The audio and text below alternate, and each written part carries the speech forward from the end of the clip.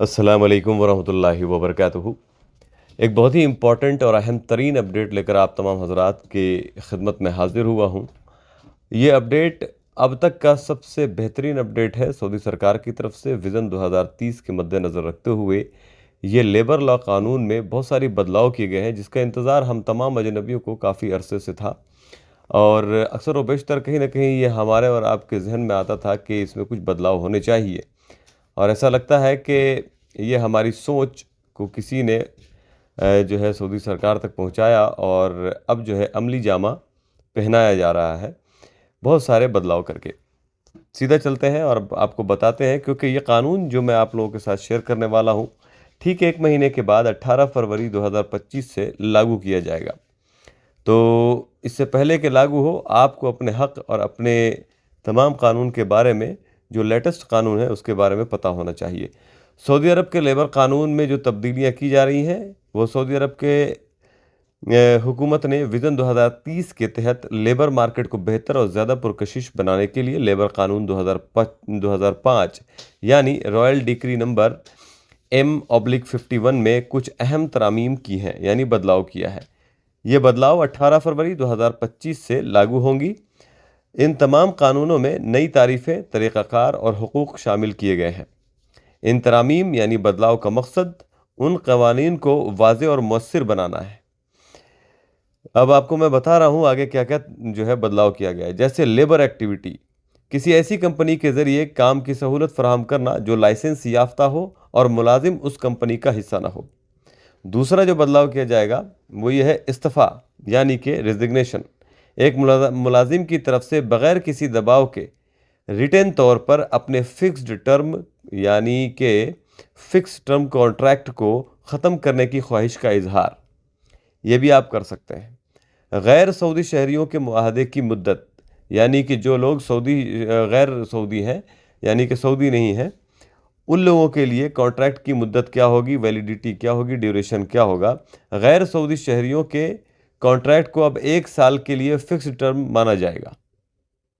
जी हाँ, ये मुआहदा हर साल खुद ब खुद रिन्यू होगा। 18 फरवरी से ये लागू होने वाला है जी। सऊदी शहरियों की तरबियती पॉलिसी, यानी कि उनका ट्रेनिंग। आजिरों यानी कंपनियों को, कफ़ीलों को सऊदी शहरियों की टेक्निकल, मैनेजमेंट और दूसरी प्रोफेशनल एक्टिविटीज़ को बेहतर बनाने के लिए तरबियती पॉलिसी बनानी होगी। इसकी तफसीलात बाद में जारी होंगी। प्रोबेशन की मुद्दत अब 180 दिन हो सकती है, जो पहले 90 दिन थी।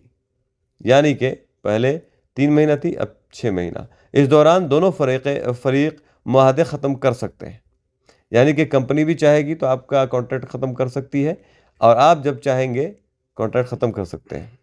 छुट्टियों को प्रोबेशन की मुद्दत में शामिल नहीं किया जाएगा। रिहाइश, रेसिडेंस और ट्रांसपोर्ट की सहूलत।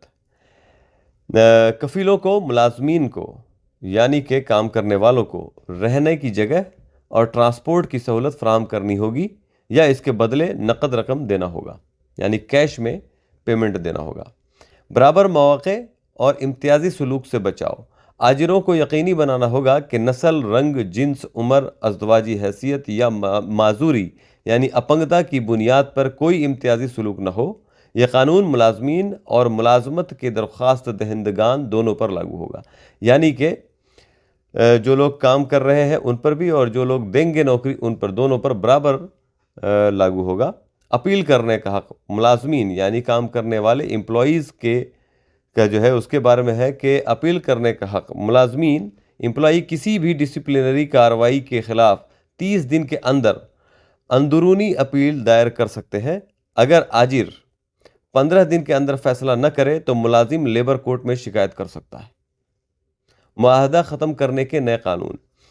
तो कॉन्ट्रैक्ट अगर ख़त्म करना है, दिवालियापन एक शर्त जो होती है, कई बार ऐसा होता है कंपनी बैंकरप्ट हो जाती है, दिवालिया हो जाती है। अब मुआहदा ख़त्म करने की एक कानूनी वजह के तौर पर शामिल किया गया है, जी हाँ, दिवालियापन को। इस्तीफ़ा, रेजिग्नेशन, मुलाजिम का इस्तीफ़ा अब मुआहदा ख़त्म करने की एक जायज़ वजह होगी, यानी कि आप कॉन्ट्रैक्ट कभी भी ख़त्म कर सकते हैं, इस्तीफ़ा को जायज़ वजह बना दिया गया है।